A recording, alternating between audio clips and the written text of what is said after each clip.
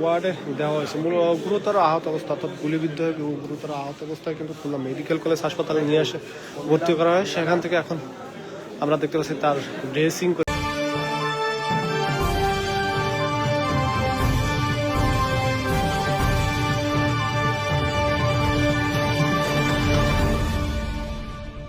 অর্থাৎ এই যে মাথার সাইড দিয়ে গুলিটি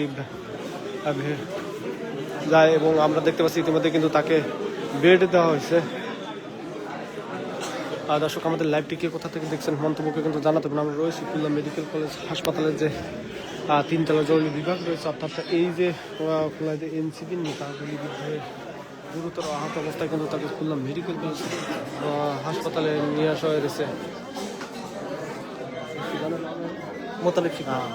দর্শক এই যে এনসিপির নেতা মোতালেব শিকদার তিনি কিন্তু গুরুতর আহত অবস্থা খুলনা মেডিকেলে রয়েছেন। কিন্তু আমরা আপনাদেরকে দেখানোর চেষ্টা করি ইতিমধ্যে কিন্তু ঘটনাস্থলে আমি যে পরিচিত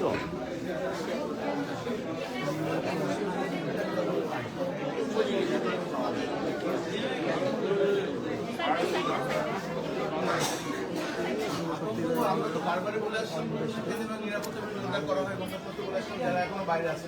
খারাপ লাগে যে যারা অ্যারেস্ট হলো তারা জামিনে বের হয়ে যাচ্ছে, তারা আবার সংগ্রহ হয়েছে, ঠিক আছে, এবং এদেরকে অ্যারেস্ট করার পর বারবার তারা জামিন পাচ্ছে এবং কোনো তো কিছু ঘটনা দেখাচ্ছে মিল হয়েছে। পরবর্তী হচ্ছে মামলা এই যে হারের ঘটনার পর এখন আবার ডেভিড হ্যান্ড টুনারি চালু করেছেন যে তাদেরকে অ্যারেস্ট করেছে। এদেরকে অ্যারেস্ট হওয়ার পর আবার ছুটে যাচ্ছে, এই ছুটে যাওয়াটা কিন্তু আমাদের জন্য সংখ্যার বিষয়। তারা ছুটে যে আবার সংগঠিত হয়ে আমাদের উপর আবার হামলা করার পরিকল্পনা করছে, মানে এটা তো স্পষ্ট একটা বিষয় হয়ে গেছে। সারা দেশে এখানে হামলা টামলা হচ্ছে। আপনাদের কর্মসূচি কি হবে?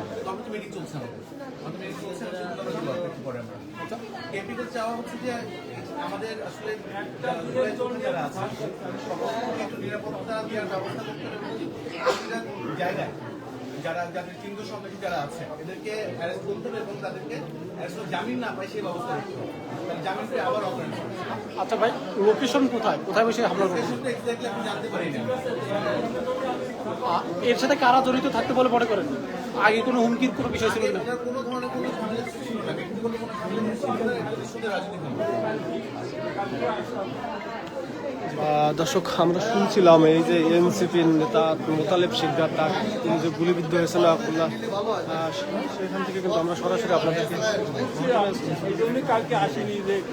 মোতালেব শিকদার গুলিবিদ্ধ হওয়ার বিষয়ে কিন্তু তার যে নেতাকর্মীরা ঘটনাস্থলে উপস্থিত হয়েছেন এবং তারা কিন্তু বলছিলেন তারা শঙ্কিত কথা বলেন। হ্যাঁ, আমি জেলা আহ্বায়ক